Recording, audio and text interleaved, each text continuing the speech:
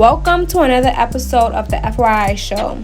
Today, we will be discussing contraception and abortion. So, our first question is, what is abortion?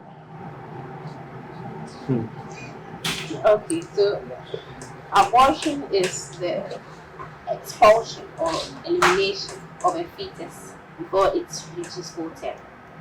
So it's the forceful removal, not by it coming out naturally by, let's say, a miscarriage, but you taking it out either by invasion or by taking some kind of medication that kills the fetus. But there's no definition for contraception. Then let's do that because I don't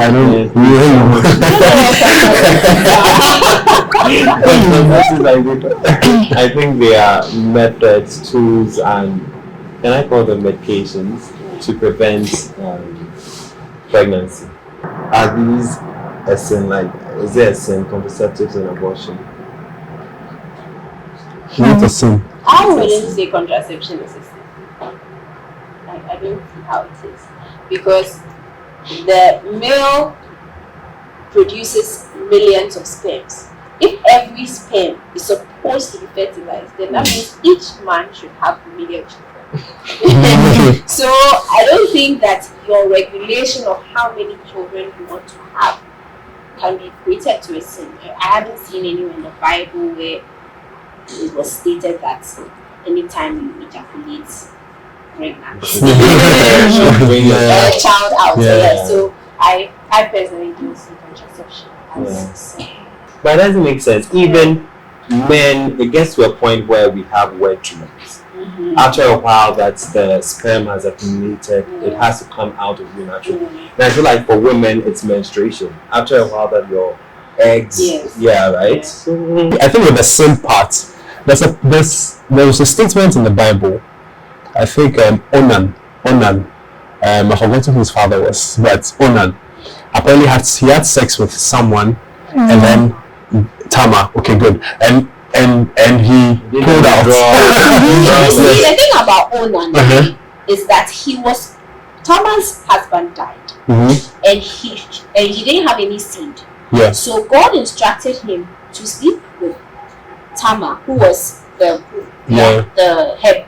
Onan's brother's wife, to sleep with her and have a child for his dead brother. Okay. And because Onan didn't want to do it, so after having sex with her, he pulled out. So I won't say that God was mad just because he sperm on the floor, but because he disobeyed the instruction. Yeah. So I don't think that God is like, oh, sperm on floor. No, abomination. No, I think it's about the instruction that came behind it and the disobedience, and the fact that he wanted to have. I had a discussion with someone just last night. Actually, the person said that he thinks that God was upset with Onan because he wanted to have his cake and eat it. Yeah. So you don't want to impregnate the woman, but you want to chop. So you chop, and then you are coming with a fool. So I think that's what angered God. Yeah, but I think that's what most people base their arguments on. That's because that has happened. Then the moment you do things like you do contraception, it's a wrong thing. I think the problem with us generally is sometimes you read the Bible and you take it out of context. You forget the fact that it's within a particular instruction. So abortion, what about abortion? As for that one, Well, I think it's wrong. yeah. Like that one, there's no two ways about it because, like you said, literally it is killing. Yeah. That's like the basis of it, and we all know what the Bible says about murder. And I was just reading scriptures, especially in Psalms, about how, God was saying that He knit us in our mother's womb and all those things. And I'm thinking about how God has sat down to actually put something together. And we decided that, okay, I'm not interested. So how about an instance where maybe it's a young girl, let's say she's 13, 14, someone rapes her and she gets pregnant? There is woman, so she's a Christian. Everybody knows how good she is, and even parents use her as examples for their children. And she got raped. So she's here focusing on her reputation. And she's thinking about how she used to witness for God and all these things. And now she's pregnant. And she's not married. So she knew that she had decided that abortion was something that she's never going to sort to, like, in the end, or her final decision will never be abortion. But she thought and thought and thought. Her parents, the church, those who think of her as role models. So eventually she got an abortion and she died. Really, it was not her fault. She was raped. Somebody who has kept herself from, like, imagine keeping yourself from, like, being a baby to, like, 40 or 35, and then some random person just rapes you. When you think about it logically, it makes sense to get rid of it. But I think for something like this, it's not up to us to decide. When you hear these stories, okay, and oftentimes you don't try to empathize or put yourself in that situation, you tend to be very judgmental. Because you're like, why would you abort? The Bible has said, why would you abort, But then, when you hear other people's stories, let's say a guy goes to impregnate a girl, and he comes and he's telling the story. The way he's saying it, if you try to put yourself in a guy's position, it's not an easy place to be in. And when you try to, shall we make hot too? So, it's a very difficult place to be, especially when the person is a Christian in a church setting, and imagine the person is a church leader. When these things happen to people, I think that when abortion crosses their mind, they shouldn't overly judge themselves that, why has this crossed my mind? God, I need cleansing. Am I that bad? It's a thought that will cross your mind. It's a thought, okay? But please don't dwell on the thought. In the Christian setting, we live on reputations. We live on what we've been able to build in the past. The moment someone goes off once, it never clears. No matter the stage you stand on, people say, this man was the man that did this at this point. It comes up every time. And I think, in as much as the church speaks against abortion and all these things, because of reputation, lots of people are doing it in the church. It's going to be hard in the beginning, but at the end of the day, what happens? What comes out of the child? What happens when you see the child? You never regret. Because you know now people are really excited about their born ones. They don't care. It's like, it was a struggle in the beginning. It was a struggle being pregnant. People asking you questions and all that. But the moment the baby drops, and then you look at the baby, you're like, I think it wasn't worth it. People tend to even have those babies, enter marriages, and can no longer give birth. So their only resort is like, this is the only baby I had. And also, concerning the point you're making, I think, I don't know how true this is, but according to statistics, it's claimed that a lot of Christian girls do abortion even more than the working girls. I don't know if you've heard of that. Well, I mean, it makes sense from what he was saying because of the reputation thing. I mean, my church, for instance, like, I'm a Pentecostal.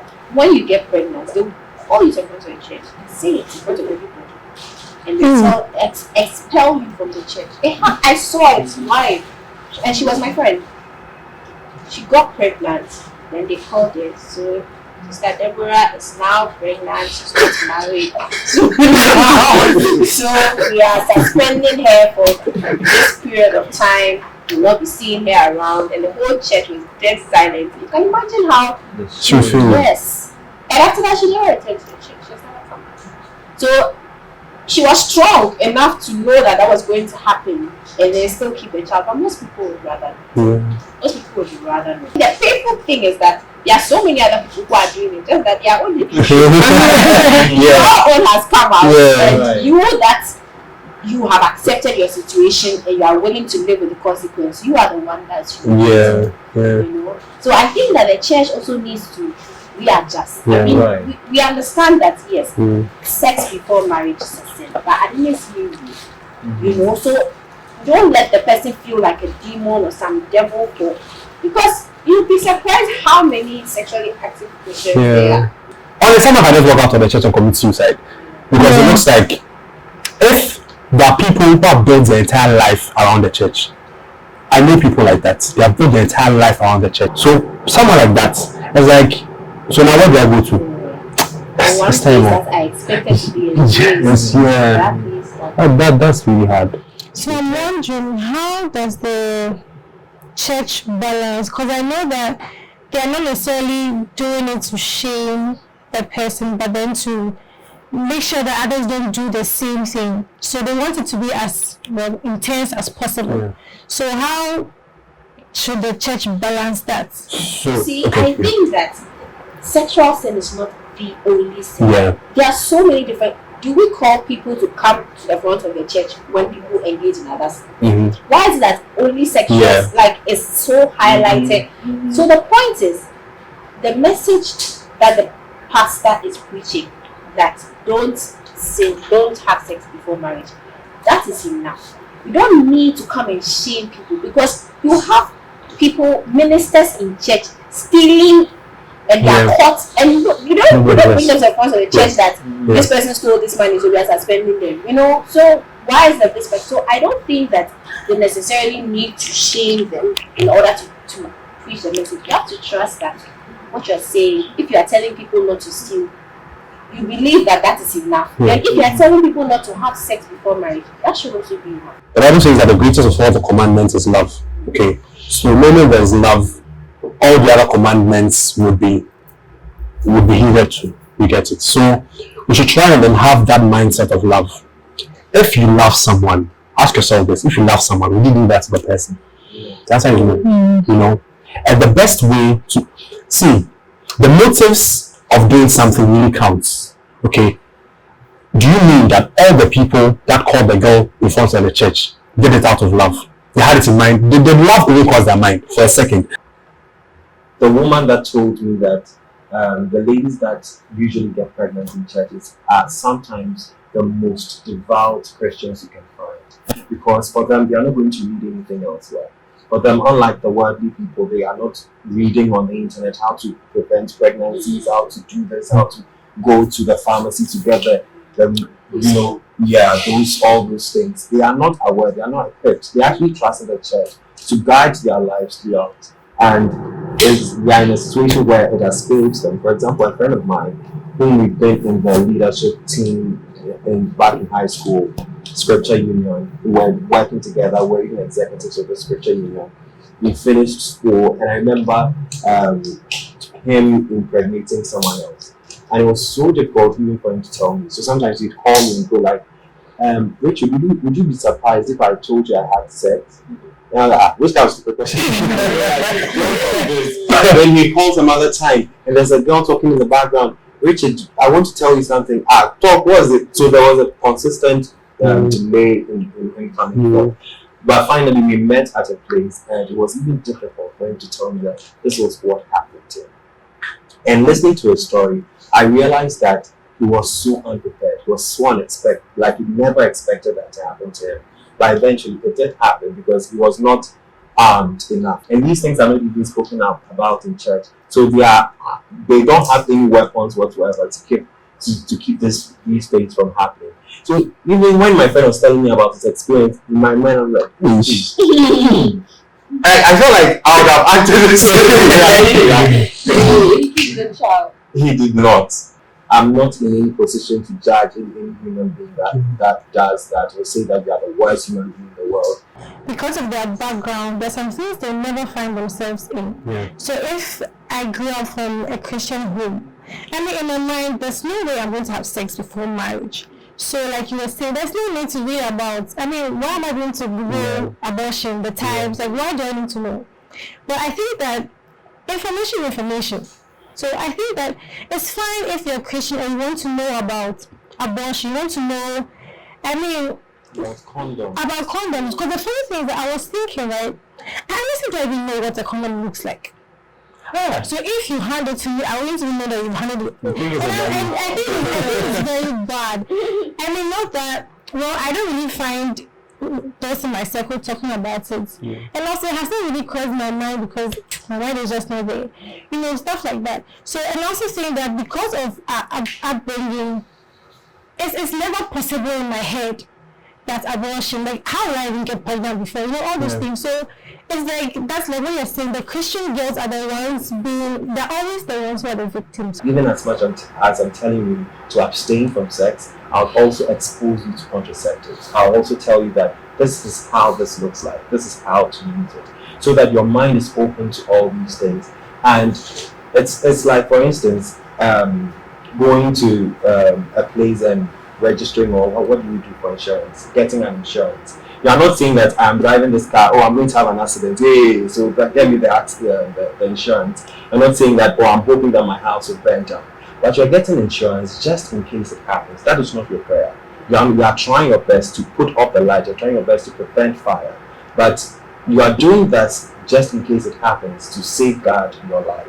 So I think that taking the guidance approach in contraceptives and all these things, it's just the same thing. Like the way our generation is moving, like things are even scarier now. Because as a class 2, class 5, people already know what's happening. You know what A means and all of that. So I think sometimes they just want to find the right timing and the right approach.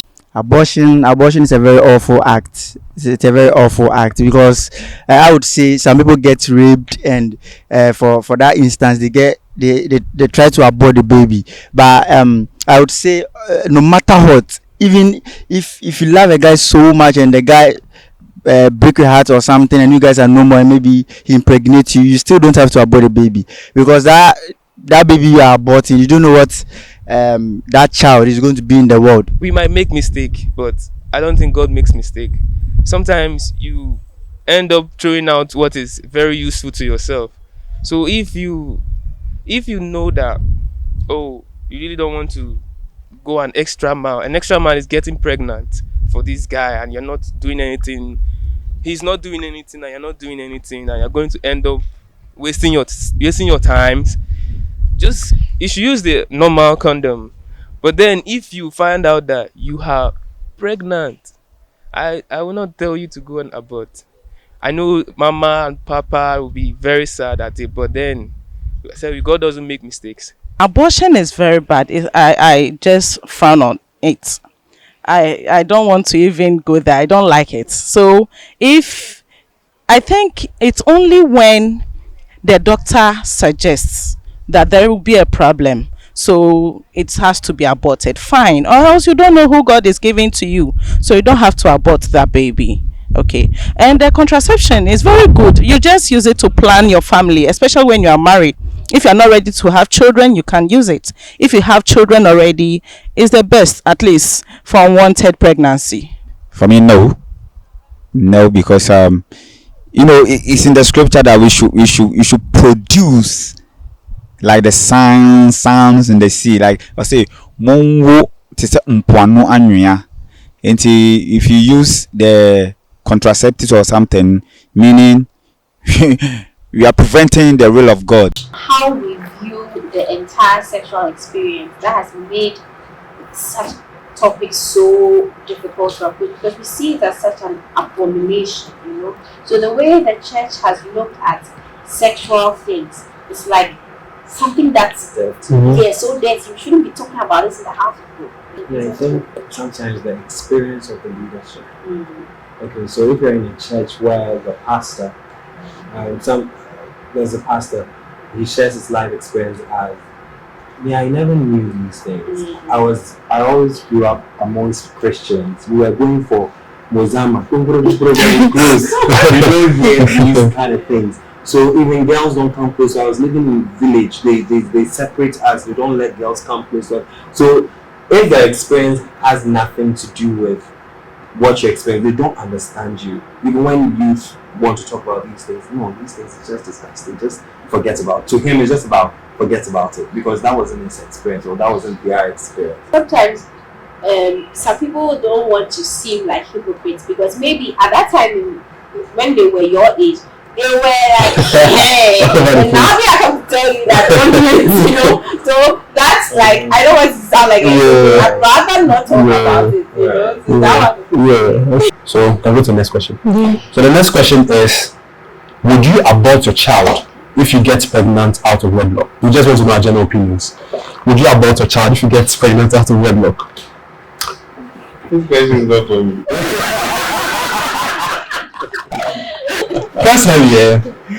Personally, I think that if someone announces to me that I am pregnant, what are you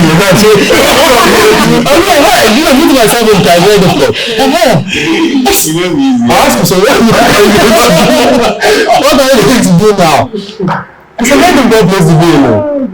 But I think, based on what we have been able to gather, and based on the kind of friends that I have some friends that I can talk to about everything. So I'm sure I would seek counsel from them. And I know very well that these friends won't say go and abort. They would say keep it. It's a nice contribution. I wouldn't abort.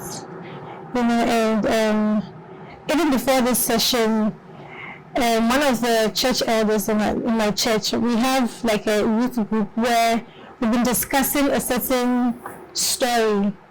I mean, suddenly she was a very Christian, like those serious, you know, and then she got raped, right? And her dad was like the head pastor, and even her dad told her to abort. You know, we discussed lots of things, right? You understand? Yeah. And, you know, we discussed lots of things, and I just thought to myself, it definitely would be a very hard place to be. But I don't think I want to abort. Sitting here right now, in my mind, I'm like, no. But putting myself in certain situations, I'm still not going to be the one that would say that no, I was in this for you know. I feel like me saying that until I'm there, I will not make a decision. I can't tell you what I'll do. It's also important for someone who's watching. Yeah, but I think that I don't know really. like I know the gravity of the situation is heavy, it's intense. But there's some things that I think that if you do not decide on, because there's so many thoughts that will be coming into your head at that point. Everybody's saying that it will be easy. That one, it's like some terrible situation. But I'm just, you know, I'm not in anyone's shoes right now, and I'm just, even as I am, without having engaged in it, I'm just thinking about the thoughts that could probably be running through your mind. I think that's where we can talk about the use of contraceptives. Yes. But then when you start talking about it, are you saying that? Okay. See, I'm difficult to talking about. If it's going to happen, use contraceptives. So I don't have to talk about it. You know, how do you ever be raped? Oh, it's true. That one is a different one. You know, and we have to be real. It's not just rape that people get pregnant for. Yeah. There are Christians who engage in consensual sex. And I think Christians are ready to rape too much. I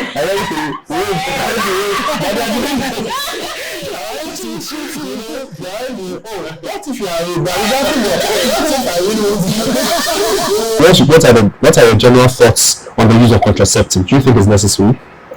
I think so. I mean, you have to look at yourself. Personally, I think that a child is a lot more than we imagine. It's not just providing financially for the child. You have to be in a place to provide emotionally. I mean, so many other things. So you have to look at your capacity. How much can I handle? Maybe you are earning 1,000 cedis a month. You want to have 5 children. I mean, that's unrealistic. So I honestly believe that contraception is very important, especially in the marriage space. It's good. It's good on every side. Yes, because I know someone who I think there's this discussion happening on TV, on one of the Christian stations. They're talking about contraception. Plan your children, use contraception, use this. Contraception at the Bonnier for contraception. I'm like, where from this? But well, it's an orientation some people have. I'm sure people watching and someone is just saying, look at them. yeah, you get it. But quite honestly, I think that's because I don't think it's wrong in any way. There are different types depending on the stage you are in. Like someone who's not had children, who's just gotten married, and somebody who's also giving birth and then wants to stop. So they are different for the different situations. But I would say that if you're not married, abstinence is always the best. If you haven't done it, just wait. Are there exceptions that allows an individual to abort? Are there exceptions? Are there certain cases where you can just decide, oh, this time I think I need to abort, and it's accepted and it's not sinful? Well, sometimes medically, you are actually required to abort the child. So we have something we call ectopic pregnancies. So it's the fertilization is outside the womb. And so if that fetus is to grow, she's going to expand into your digestive tract and eventually kill you. So they will tell you that this child has to be taken out. You can't say, I'm a Christian, don't worry, so let you die. So in such instances, that one, you just close your eyes. God will give you. Great. Yeah, I think, seriously. You should give the rape people a break. Like, seriously, it's so easy. I'm not saying you should first thing, but if you're a victim of rape and you choose to abort a child, like the way this girl, like the example she gave right now about the person will die. The mental trauma can kill someone. It's like death. Seeing the product of your rape every day of your life. Some of them never recover. They'll treat the child terribly for the rest of their lives. I think the way I would ask the question to myself is there an exception for me to kill a child? That would help me to better think about it, because sometimes abortion is like, oh, I'm just getting rid of the baby. So like, they are not thinking about the literal meaning of the abortion, which is killing. So I mean, I didn't actually know like what you said, which is very informative.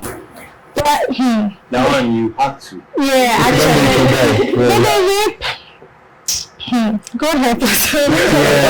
Honestly, but I still don't think you should. What would you say? So we want to say something. What would you say to an unmarried young adult who just found out she's pregnant? What would you say to her? Let's go. I have one. Just take heart. That's all.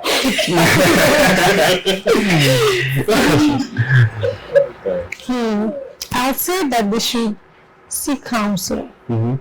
Because at that point in time, like, I can't even begin to imagine all the things that will run through your head. I think the person should know that every decision that the person takes in that moment will stick with her for the rest of her life. Being conscious of that. If I get rid of this, it will stick with me for the rest of my life. If I keep this child, it will also stick with me for the rest of my life. Keeping that in mind will also help them making decisions. I want to say something to the church as well, that when people find themselves in these kinds of situations, we need to try and be more loving and then create an atmosphere where when they give birth, we can help them and accept them. Because the thing has already happened, you can't put more fire in it. Let's just try and then accept and then try and help these people. And I think it would help us going forward. This is what our resource persons have to say. So, with regards to contraception, first off, let me just tie the two together to make this point. As believers, we affirm the sanctity of a human life. So we believe that life begins at conception. And so because of that, that is our reasoning for thinking that abortion is a sin or that it's wrong. So with contraception, you have to do your research. It's not a sin per se, but there are certain kinds of contraceptives that can abort a fertilized egg.